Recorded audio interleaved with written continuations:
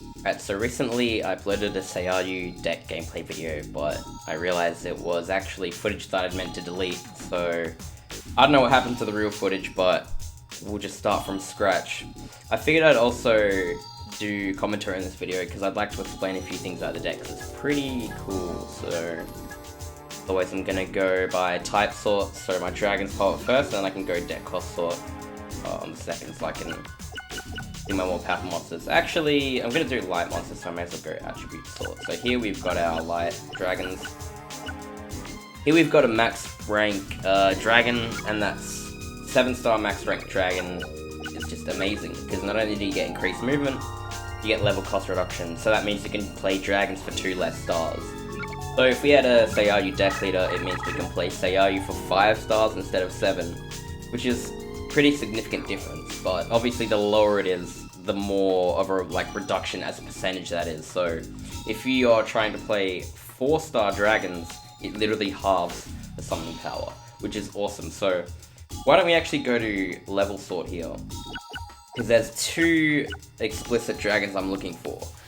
Cursive Dragon and Parrot Dragon. These are 2 dragons that are 2000 attack and only 5 stars. So if we play them, they will cost 3 stars to play, so we're definitely going to chuck 3 each of these in.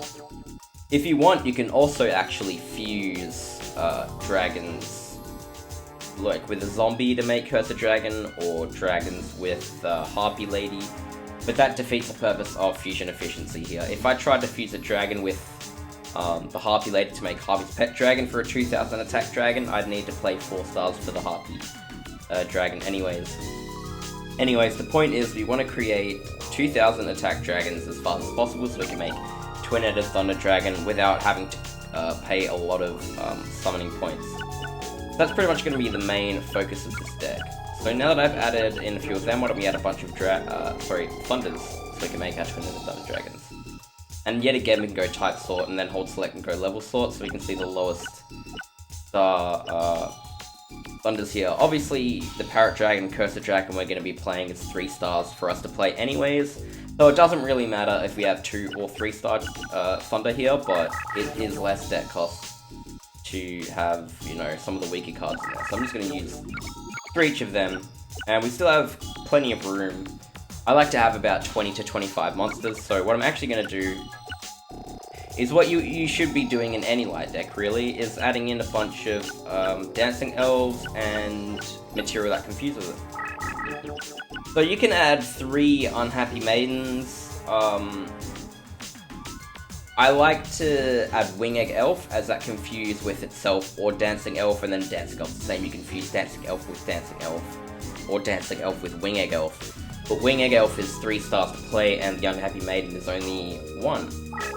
So if you play a Dancing Elf and the Unhappy Maiden, it only costs 1 star to play, and because you regenerate 3 every turn, if you only lose 1, that means you would have 5 given to you within 2 turns. So, you know, over the course of all the cards we're going to be playing, we shouldn't lose a lot of summoning power. However, I don't think we're done yet. There's a card I can include in my deck that would actually be quite useful. This one, Thunder Nyan Nyan, which face-up defense mode allows your Thunders to travel 2 spaces if it's face-up, regardless of the terrain it's on, which is really good, actually. Very, very nice. Look at that, 25 monsters here, that's a pretty good amount, actually. And the first thing I do after that is go to my power-ups, because power-ups are the best thing in the game. They're the most important thing you should have with any deck. And Thunders are great. You can have 3 Spring of Rebirth. We're going to be playing Twin-Headed Thunder Dragons, so we can have 3 Bright Castles, and also Horn of Light. Very, very unique, interesting card, but it goes on Twin-Headed Thunder Dragon, of course, so we can always include one of these things. I like to have about 7 power-ups, is usually the amount I go for. You can have slightly less or slightly more, but you generally want around 6-7 power-ups. You could do more and you'd have like amazing damage, but then you risk drawing a handful of power-ups and not having any monsters to use them on, so I like to try and keep a balance there. And we actually have quite a bit of room. And you can do anything with this room you want. This is the creative part about creating a deck. You can just add whatever you want, whether it's trap cards or, I don't know. This is where I struggle to come up with... Usually, the deck creation process is really fun until I get to the empty spot and I'm just looking at cards I can put in, and then I realize I have Curse Breaker and Call the Haunted and Monster Recovery in like every deck that I do.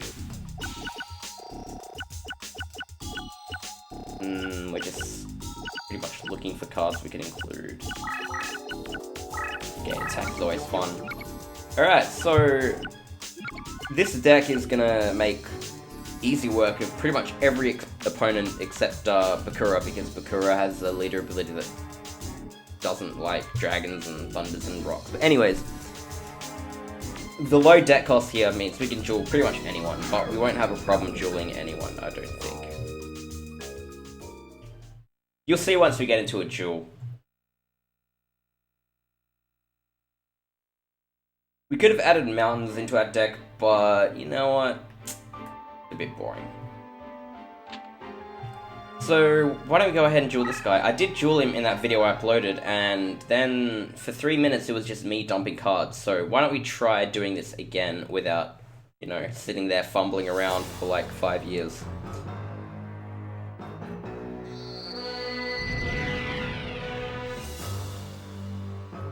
Of course, with this leader ability, we can move 2 spaces at a time, so if you're trying to win, the best move to make is obviously to just move 2 towards the enemy. And here we have 2 Thunders, which is a bit redundant, so we're just going to go ahead and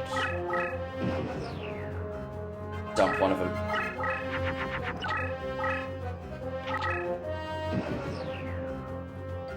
You can also play forward and move 2 forward again, and look at that. If we had Dragon here, which we do, we can just go ahead and...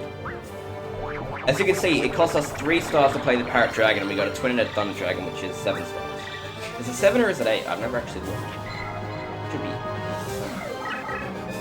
And we almost one-shot him. If we had one more equipped there, we would have actually, you know, just instantly killed the final boss.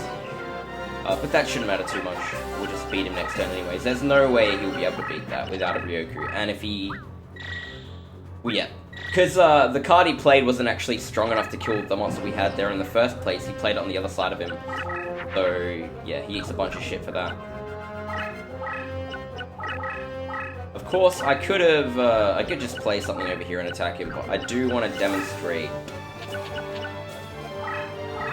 the Mystical Elf. So that's 1 star to fuse this card. And then, you know, you flip it up. I'll just wait till next turn in case we draw a Thunder so you can see it. But you just give your light cards 800 points, and it's insane.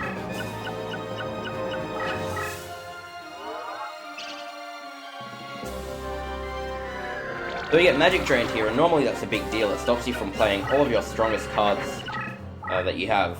But it's not really a big deal, as you see, for a deck like this. Because we can just play, you know, every turn. Even though he took all of our summoning power, we regenerated 3 and we're able to play Twin-Headed Thunder Dragon because, yeah, explained before already. And let's just not forget the 1-star fusion. We have the Mystical Elf. Of course, Mystical Elf's 4 stars, but we only use 1 star to play it. And that buffs up our dragon, our Twin-Headed Thunder Dragon by 800 points, so this is just a really cost-efficient way to have extreme amounts of damage. One of my favorite in the game. Mystical Elf just being able to play it with 1 star and giving all your light cards 800 attack and defense just makes any light deck in this game really, really, really good.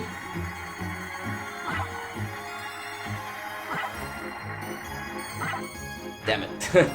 Of course, I always try to get the 3 in a row. I don't need any of them because I have all the cards in the game from having a cheated save file, but I do like to show them off. They're always nice. And we have 774 deck cost, so we could duel literally everyone except Kura. Will I though? The answer is yes. I want to duel Pegasus. Maybe we can one-shot Pegasus. Let's see if we can one-shot Pegasus.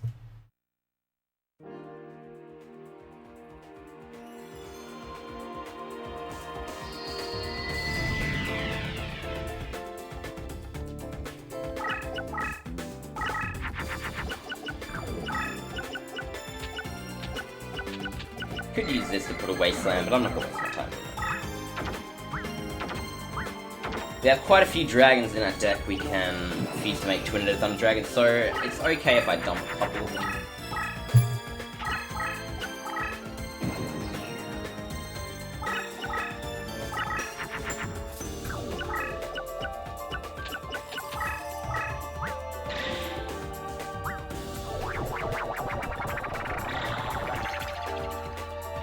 So all we actually need is 2 Mystical Elves and 1 Twin-Headed Thunder Dragon. Although, I'm just thinking about the damage we need. Now we'd need 3 of them or 1, like 2 power-ups or something. So we'll see how that goes.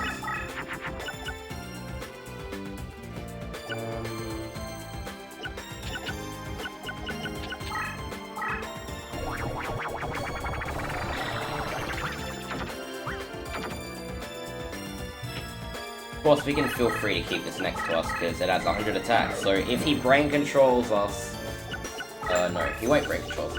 That won't do anything. If he change of heart, that's the card. If he change of heart, we don't lose any life points because he'll just attack us with his raw attack monster. That's always neat.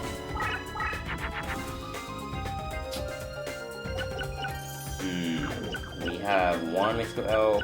We need. You guys hear that? That was the bin outside. Alright, so maybe we wanna hold on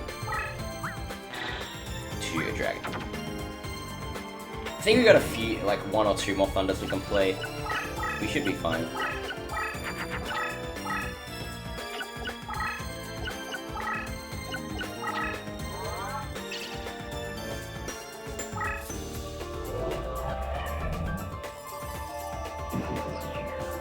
And he's gonna attempt to own us with tremendous fire. We didn't even need this anymore. Alright, well we've got 2 power-ups now, so we can actually go in for the kill. We just do our 3-star fusion, of course, with our 2 equips, Horn of Light and Spring of Rebirth. Spring of Rebirth, obviously it affects Rock, Pyro, Aqua, Thunder. And you got 3,300 damage there, but Elf. Bang, 800 damage increase, and that's it. One-shotting Pegasus on Toon Terrain. With a monster that only costs us 3 stars to play, technically. So, pretty powerful deck. I know killing the enemies in this game isn't really much of an accomplishment once you know how to beat them, but I just wanted to show off the damage of the deck here. So.